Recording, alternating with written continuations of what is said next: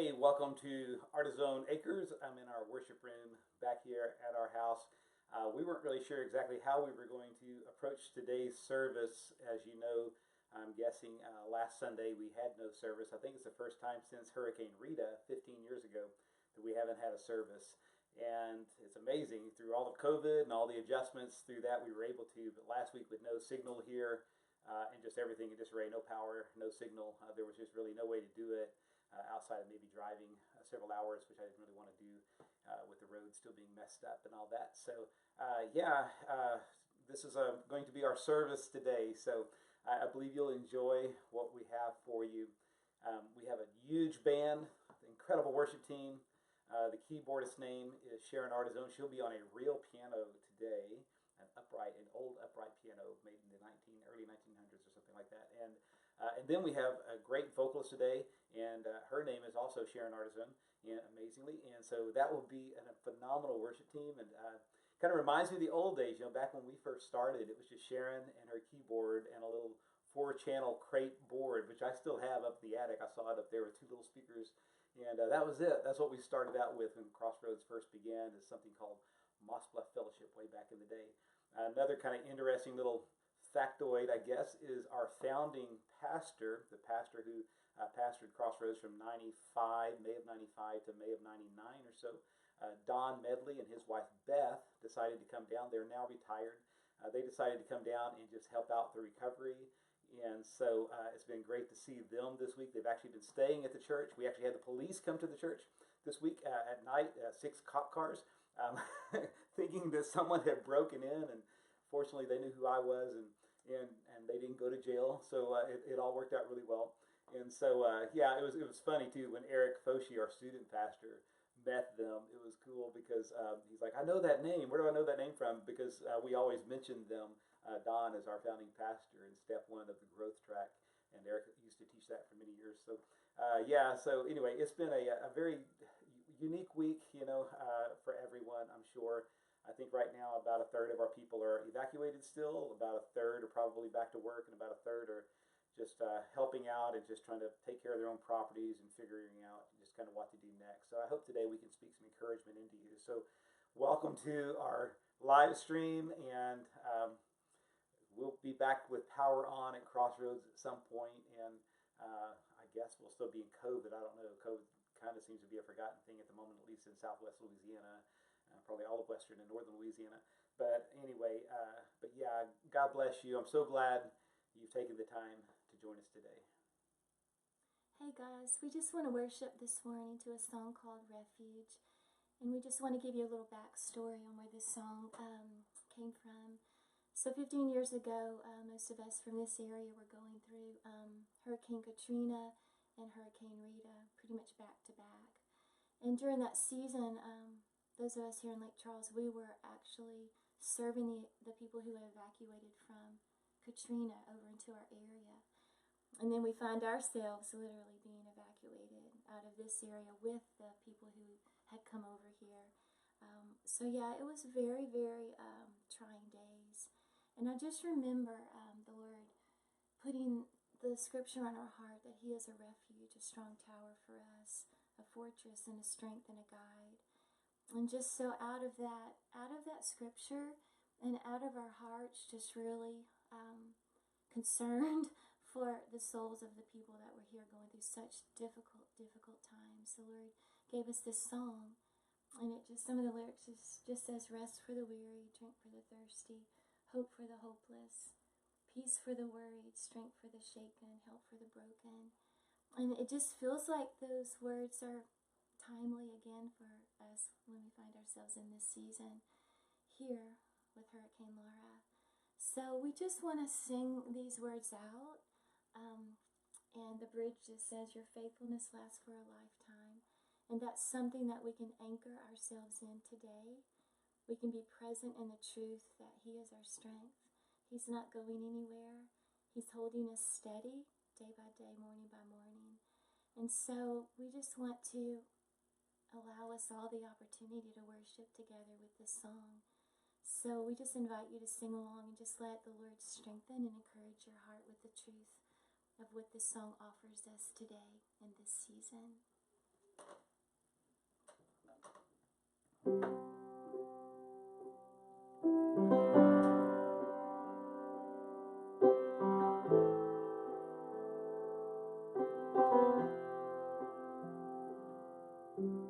Rest for the weary, drink for the thirsty, hope for the hopeless,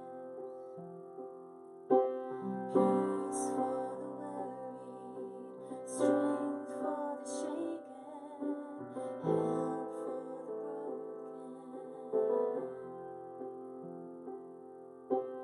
broken. Rest for the weary, drink for the thirsty, hope for the hopeless, peace for the worried, strength for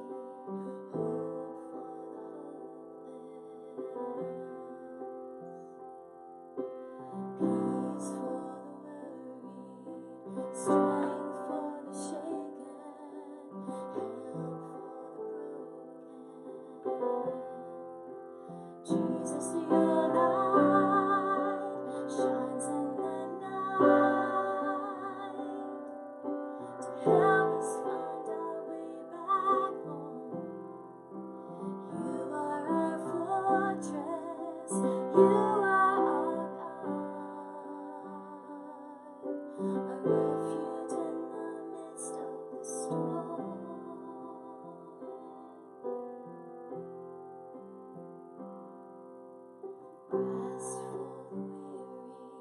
God, a refuge in the midst of the storm. Rest for the weary, drink for the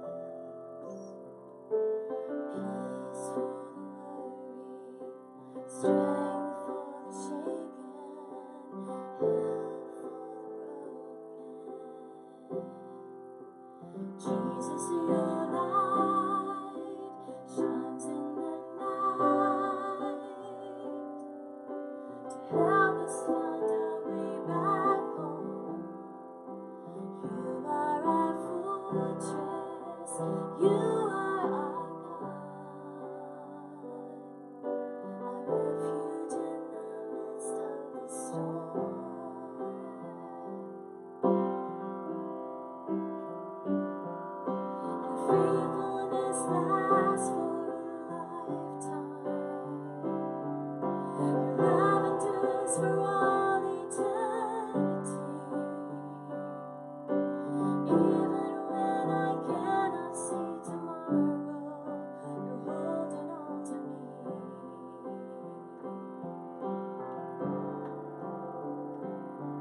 Your faithfulness lasts for a lifetime. Your love endures for all eternity. And even when I cannot see tomorrow, you're holding on to me.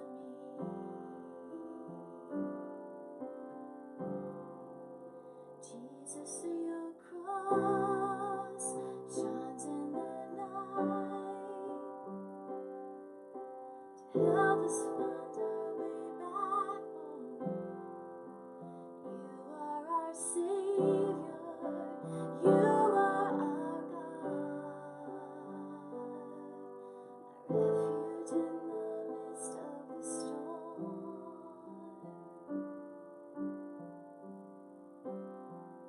You shine, Jesus.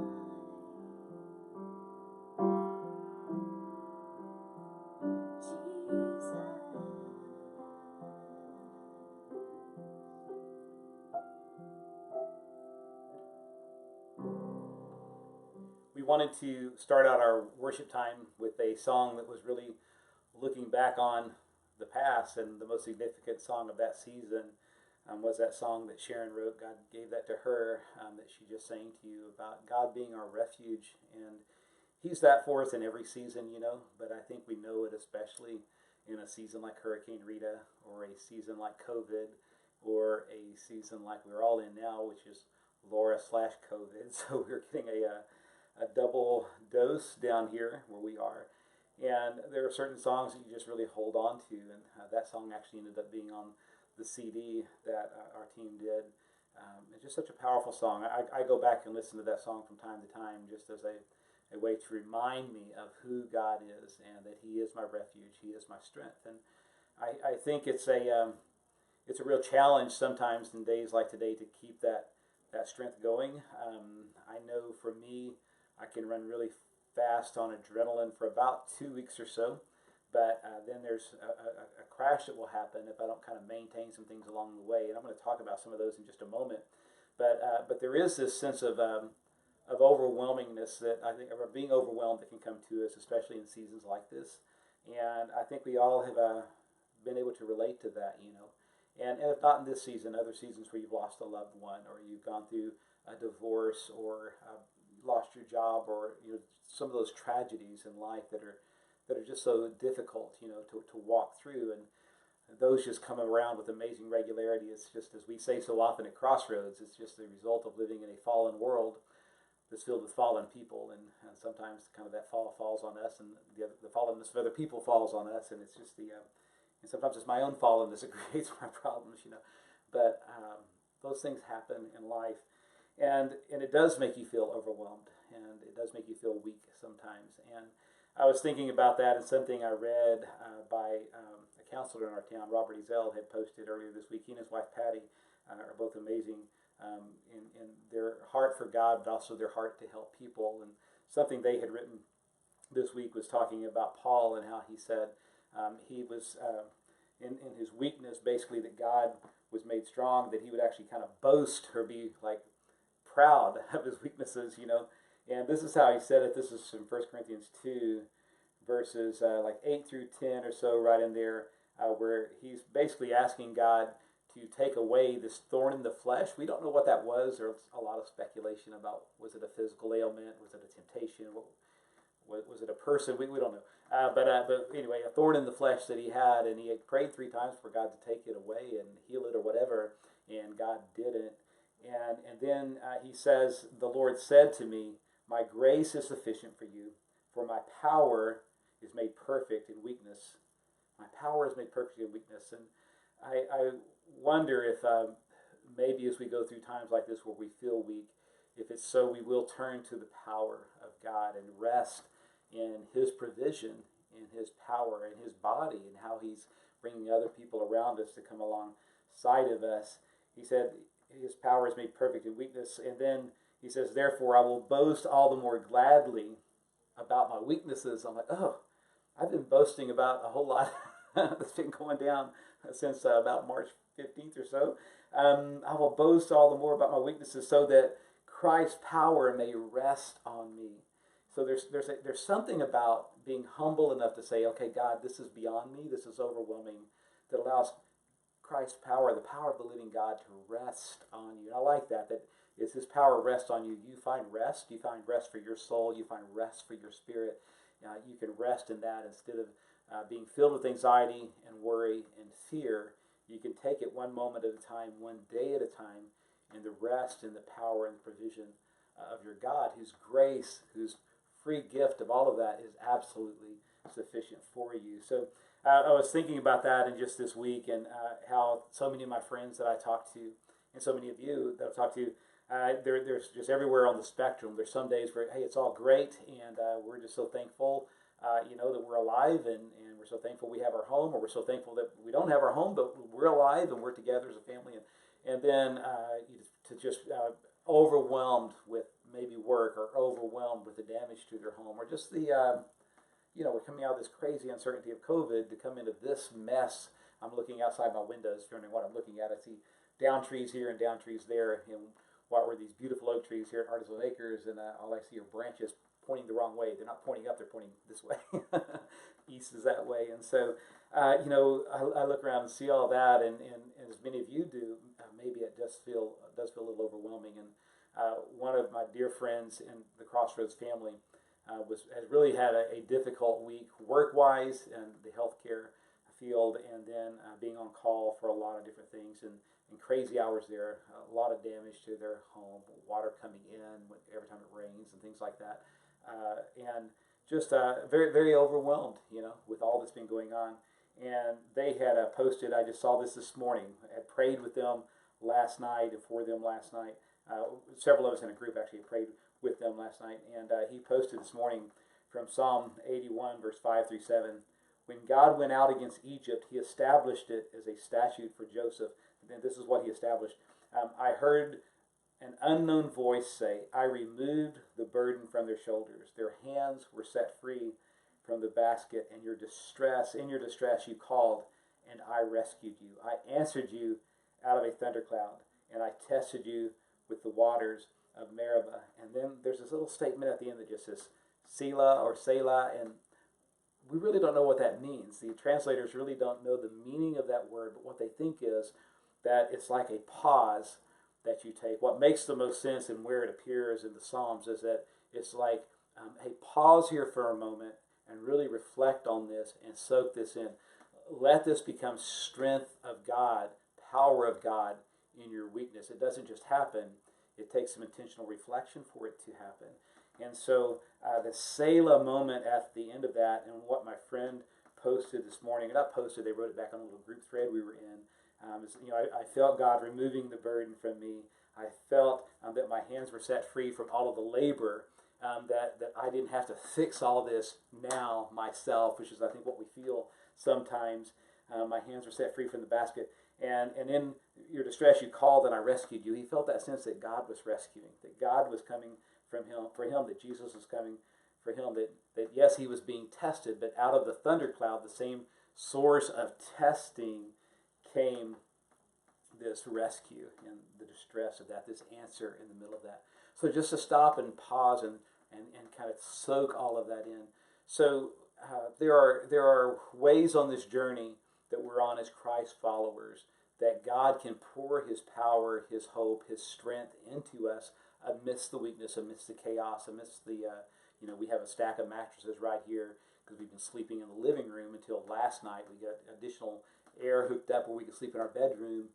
It's all chaotic. It's just all upside down, and so in the middle of all of that, God can bring power. He can bring his strength. He can bring his rest to you. And I would just encourage you, you have to take those Selah moments and breathe God in and welcome Jesus into the trauma of what you've experienced, into the losses that you've experienced, and just the chaos of this moment. And so we begin every day, Sharon and I, since she came back on Monday, we just hold hands and we consecrate the day to God. We say, Jesus, we welcome you into this day. We have no idea what this day holds. And really we never do, but we like to think we do on a normal day. If I know I have staff meeting at 10 or whatever, but we really don't know ever. But just to consecrate this day to the Lord, and whoever we might serve at the at our distribution center today, or as the meals, we have a guy doing meals today at Crossroads. 750 meals will be served. I'm doing this recording today on Saturday, the day before, and so it would be yesterday for you guys watching it. As we're doing all that, I just consecrate it to the Lord. As I have people coming from a Mormon group out of Houston is coming over to cut trees today in our yard and take out some of this amazing firewood that we have here. And I'm just consecrating all of that to God and all of the unknowns. That's what I know about. It's probably the unknowns that are more important to consecrate to him. Just say, God, I welcome you into this day. I submit my will, rights, and all control to you today. I don't want to miss you today. Your power, your strength, your grace is sufficient for me. I want to rest in that, even though there are so many demands on me and so much that seems overwhelming around me. So I just wanted to encourage you with that word from the Lord. And then just very practically, could I just give you something else? I did post this, forwarded this, or I guess shared it is the right word. But something else that our counselor friends, Robert Ezell and his wife Patty, posted. They said, some ways to kind of get you through this or to help you through this was focus on the next thing was the first thing they said. And I love that because the first thing I did when I got up on, the storm came in Wednesday. I stayed right here in this hallway right behind me here on a mattress that's right here. I laid there and rode out the storm there, except for the couple times when I went outside and I shouldn't have. But I just had to experience a moment. I had to have a Jim Cantori moment. But one time I almost didn't get the door shut again, and it became a very a crazy moment because it pushed leaves all down the hallway. But anyway, I said I won't be doing that again. But for the most part, I rode out the storm here. But as soon as I got up the next morning, I went outside and helped put up the neighbor's horse that had gotten out and couple other things, and just took some pictures.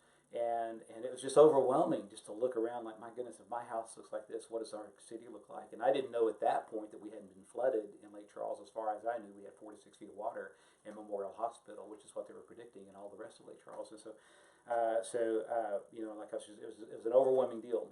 But I came back inside and I felt like God said, "Hey, make a list. You have to start somewhere." Just like God did with Abraham, where He saw this mess that was humanity and said, "I'll just start somewhere." And that somewhere is a someone, and his name is Abraham. I'll just start there. I just had to start somewhere. So I put together a list, and I prioritized my list. And as I get one done, I just scratch it off, And so this is my third list right here. And we've been into relief mode, so there's been another list for that. But just to know what my next thing is and just go one at a time, and it feels so good just to scratch that off. They're like, okay, we moved the ball a little further down the field today. Yes, I have 1,200 feet of fences down out there, and I have probably 40 trees down out there. I have all kinds of stuff. The back part of the barn is blown off. I have a lot, but one at a time, welcoming my brothers and sisters to help. We're going to get this done, and I'm going to help others along the way. So I thought that was great counsel. They just said drink plenty of water to get the cortisol out of your system, that stress deal. Eat regularly. Be careful about all the relief meals. Most of them are high in fat, high in starch, high in salt content, not especially healthy for you. So, try to get some fresh veggies if you can. Now that Market Basket, I think they're open. I know Rouse's is open and Walmart's open. But eat good.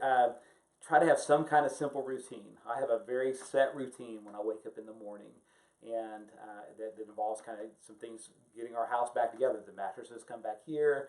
We get the floor swept. We get all the chair. Everything's put back up again. I have a rhythm that I start my day with. Next week, I hope that will include, starting Monday, being able to write devotions again. I think I have enough signal that I can actually send that out again now, and so we'll see. But just simple routines. Rest when you get a chance. 3 days ago, I've been pushing really hard, getting ready for the storm for 2 days. 3 days of trying to get the yard and everything looking good, with Caleb here helping me before Sharon came home. 4 days of that. So we have just been working very hard in the hot sun, really, for 6 days. And I really felt like God said, "Terry, you need to rest for the next 2 days." And I was busy making phone calls, texting people, coordinating things, but I didn't do any physical labor. I just I tried to stay out of the heat as much as I could. And so rest, and and let that adrenaline that's in your system, can only take you so far. You have to rest well. And something else is just to grieve and reflect. I love our trees out here, and my favorite tree on the whole property is out by our barn, and it's a huge, ginormous oak tree, and it went down, and I was out there looking at it, and in that the root stop, sticking up. I found some airsoft BBs in there, and that goes back to an airsoft war with Caleb back in 8th grade, and those were white airsoft, which is what I was shooting at Ken Fletcher as he tried to assault my position from that tree. And that's so many great memories with that tree out there. And so I went around to all of our big trees that we lost, our big oaks, and I just laid my hands on them, and I just grieved and just let the tears flow. It was a very healing moment. Those will all be cut down and gone, forever, and within a matter of days. And so just to grieve what you've lost. Some of you have lost your homes. You've lost a lot of time. It's been a crazy season. So it's not a weakness to grieve and to let that out. Grieving is a gift, and we share so often at funerals. We don't grieve as a people without hope. We grieve as a people with great hope in the power of the grace, the strength of God. So, but let your heart grieve. It's okay. Shed those tears, and let that out. It's okay. I think it's one of the best things you could do. And I would also say, call some of your friends who are outside of this tragedy, who are good listeners, and talk to them. I have friends around the country who I can talk to, who aren't in the middle of this. They're not consumed by it. So they're not going to say, "Well, I had 60 trees down. You only had 40. Or I had a tree go through my house. You should be thankful." You know what I'm saying? And it's not, none of my friends here would do that either. But I'm just saying, they're not in the middle of all this, so they can be very real with me about it and just listen to my heart and be there for me. And so I would encourage you, reach out to people outside of the tragedy. And, if you even get the news, minimize how much news you take in. Just enough to stay informed. I've been doing that all the way through COVID, just enough to stay informed. And then last, just pray. Spend time with the Lord. Spend time in worship. Spend time in prayer. Pour out those grieving hearts, that grieving heart that you have. Pour that out and let God hear that. Um, confess that weakness to Him. Invite Jesus in. Pray for your friends and neighbors who are struggling also, and how you can come alongside them and help them. Be a close friend to them as well. So spend time in prayer, and all those things are ways, if we'll be intentional about it, that we can journey with God through this, experience more of His power, more of His strength, more of His grace in the middle of our weakness. It's only when we do that that we can boast about, that we can rejoice in our weakness, because we experience more and more of God along the way. And really, that's what everyone else around you needs. They need more of God, His goodness, His grace, His power, and that can flow through you, fill you up, through you to them. And my goodness, to the extent that we do that for one another, we're going to come out of this closer to God, closer to one another. And believe it or not, we would never have asked for any of this, but we'll come out better and stronger as well. So I love you guys very much. Sharon is going to close us out with what has been our favorite song in this season.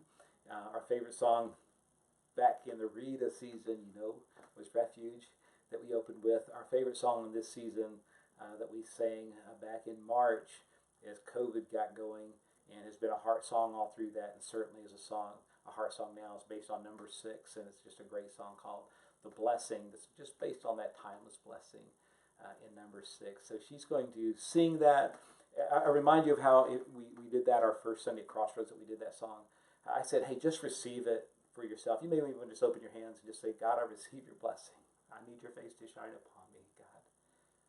I need you. I need your power, your strength, your grace in my weakness. God, I need you. Just receive that blessing for yourself, And as that song builds and she sings, maybe just turn your hands out and pray over your family. Pray over those in your community, in your circle. A blessing over them as well. Speak that blessing. Sing that blessing over them also.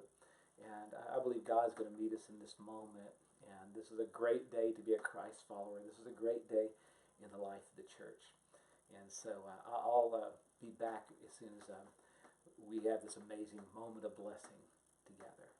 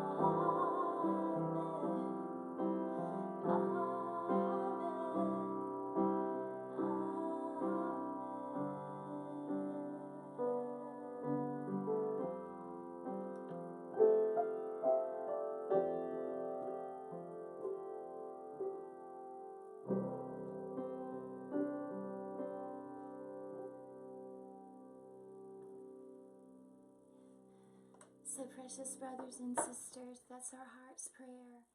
That's actually God's heart for you today, that you will know that He goes before you, He's beside you, He's behind you, He's all around you.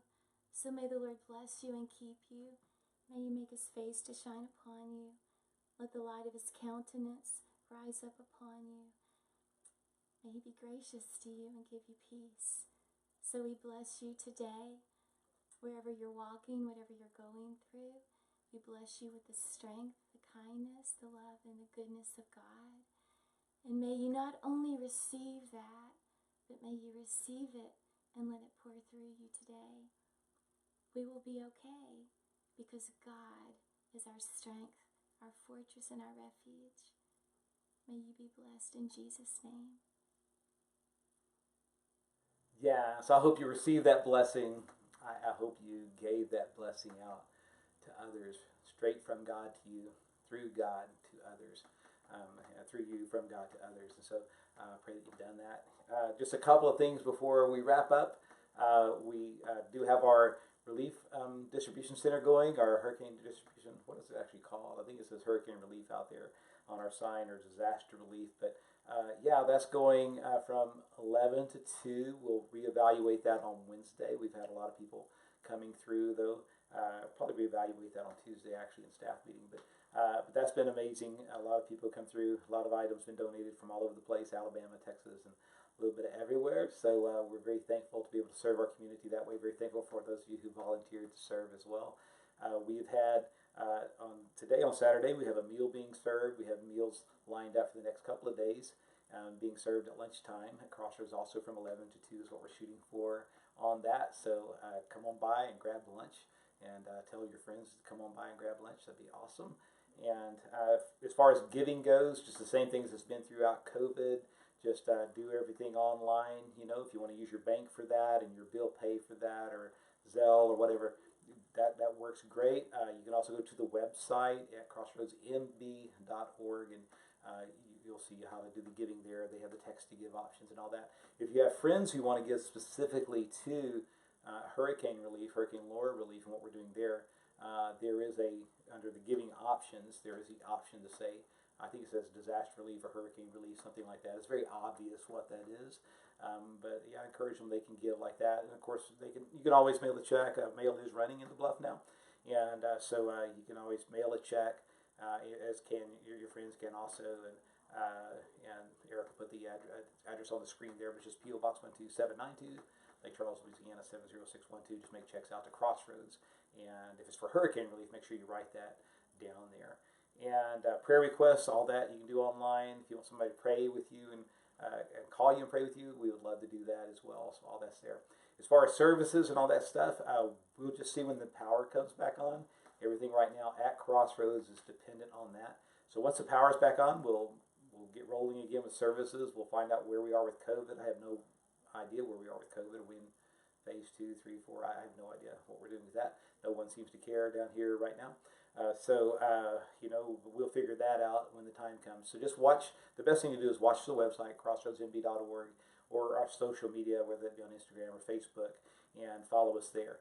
My wife Sharon and I will do a live stream on Tuesday night at 7 o'clock on both the Crossroads Facebook page and my personal Facebook page. So hope to see you as part of that Tuesday night at 7. So God bless you. You already got your blessing from Sharon, from the Lord through Sharon. And so I'll just say God bless you.